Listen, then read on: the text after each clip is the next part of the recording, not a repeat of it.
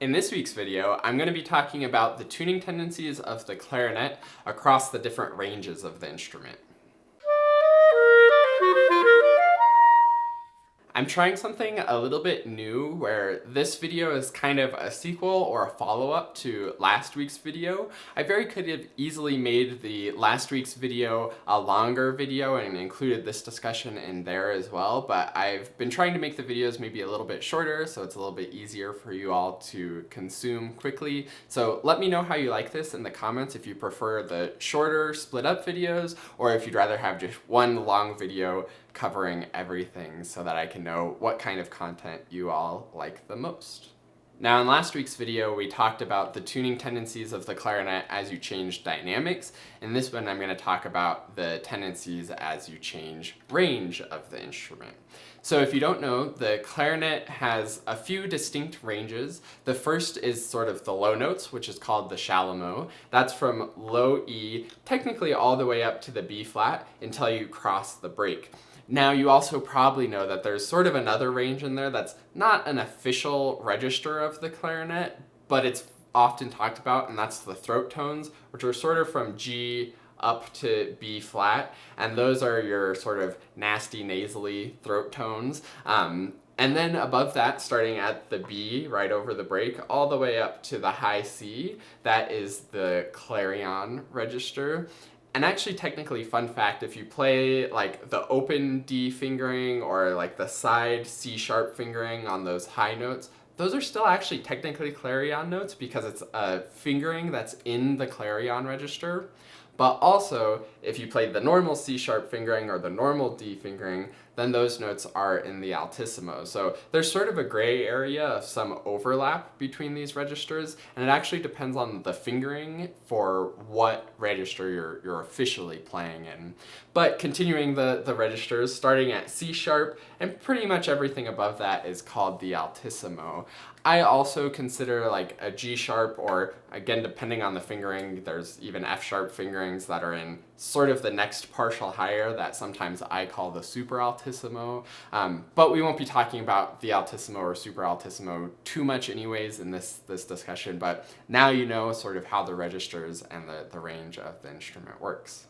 Now for the tuning tendencies across those registers, they can be really all over the place. It a little bit depends on the clarinet, it a little bit depends on the manufacturer, where Buffets and Selmers and Bakun instruments can vary from maker to maker, but also even from individual instrument to instrument. So this is a Buffet tradition. This one has some particular tuning tendencies. Another Buffet tradition may have some different tuning tendencies, but there are some tendencies that sort of are true across all of them, at least in a general way. Every instrument may have one or two notes that's kind of weird, but for the most part there's a general consensus amongst the tuning tendencies of the instruments.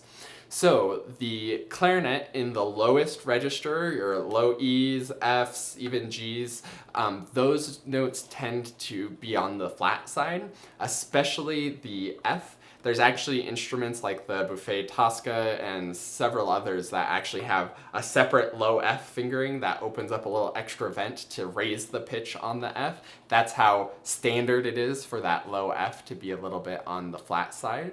As you work your way up the instrument, then you get to the throat tones. The throat tones can be all over the place depending on the instrument. Some instruments the throat tones are flat, some instruments the throat tones are sharp.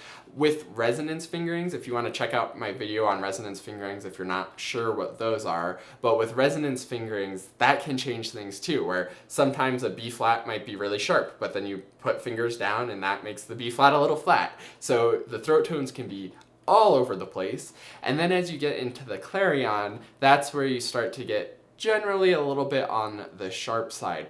Again, it can vary. Sometimes the upper clarion is actually pretty flat, like G to C can sometimes write a little bit on the low side, whereas on my instrument in particular, the D is super duper sharp and the C is also quite a bit sharp. So those are all the different possibilities of tendencies for the general thing. As you go higher, it does tend to get sharper, and the altissimo and the super altissimo is again all over the place. There's so many different fingering options, and it's great to know lots of different fingering options to be able to place the pitch where you want. And because the altissimo is so sensitive to voicings, it's really easy to change your voicing and change the pitch. So now that you know that the range of the instrument can be all over the place in terms of tuning tendencies, I want to give you a little exercise that could actually be really beneficial to help you figure out your instrument and also to work with the tendencies of the instrument. So first, it's a great idea to actually just get to know the pitch of your instrument. The way that I would do this is take a tuner, and if you have a friend or somebody that can help you with this is even better, where you play a chromatic scale nice and slow, start on your low E, play it where it sounds its best and where you feel really centered in sort of where the instrument wants to place it, and then check with the tuner or have your friend check with the tuner and write down where that lands. Of course, before this, you probably want to play your tuning A or tuning B flat, whatever note you tune to, and make sure your clarinet's generally in tune before you do this, but this will give you really specifics of each note. So you play the first note, figure out where it is, play the next note, figure it out, next note, so on until you work your way through the whole range. And by the end of it, you should have a chart that says like, this note is 10 cents sharp, this note's 2 cents flat, this note's 3 cents sharp. And that will tell you sort of where things are. If it's within 5 cents, that's probably not a big tendency that you need to be aware of, but if it's above 5 cents, and especially if it's above 10 cents, either sharp or flat, then that's a good indication that that's a note to be aware of, and just know that that note likes to not play in tune. Once you know what the tendency of your instrument is, then you can really place it properly when you're playing in your music. So when I'm playing this D, for example, the concert C in a piece of music, I know that that note is easily 12 cents sharp on my instrument, so I really work to drop the pitch with my voicing and bring the pitch down as much as I can in context of the actual music.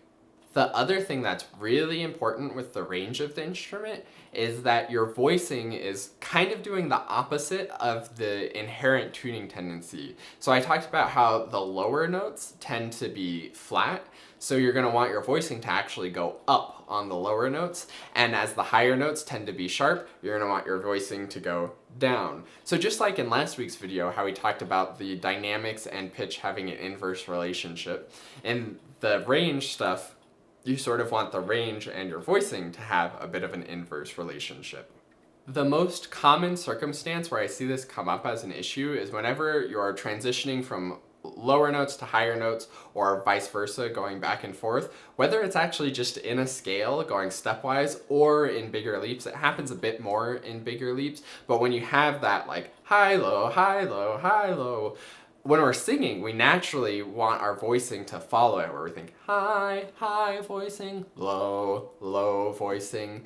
But if you do that on the clarinet, it can make some really bad pitch changes.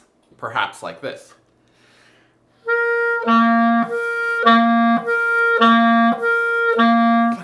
In that demonstration, I was singing high, low, as if I was singing, and you can hear that that totally destroys the sound quality and also the pitch, where the C is on the sharp side, the higher C, and then the low C is on the flat side. So what you want to do when you're playing the clarinet is actually the opposite. On the higher notes, think just relaxed and steady. On the lower notes, think supported and steady.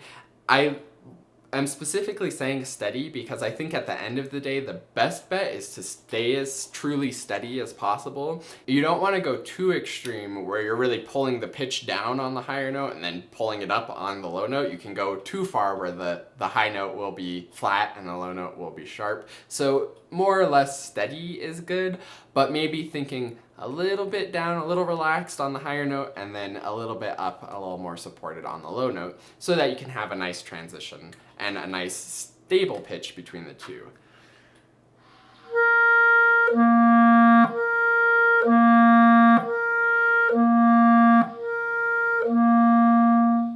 And just to demonstrate one more thing where this becomes a big issue is when you're going down to the throat tones. The throat tones, and really any fingers or any notes that have less fingers down, so the more short tubed notes are more sensitive to pitch changes. So if you're playing perhaps a C major scale and you really think C, B, A, and like drop a lot on the A because you're dropping down over the break, then you can get some really nasty pitch things like this.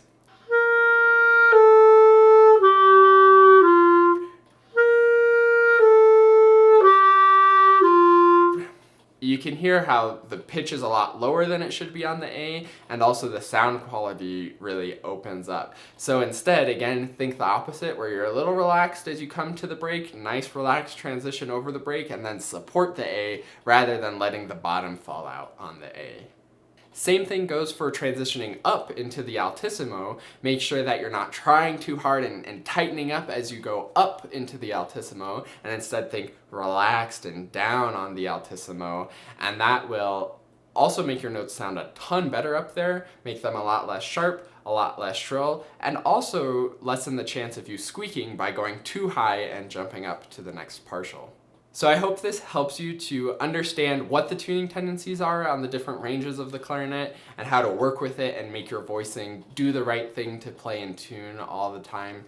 Again, the best thing to do is just practice with a tuner, practice with drones so that you get comfortable hearing where in tune is, and just do lots of long tones to train your body and train your muscle memory to know where in tune is and how to sound your best while playing in tune.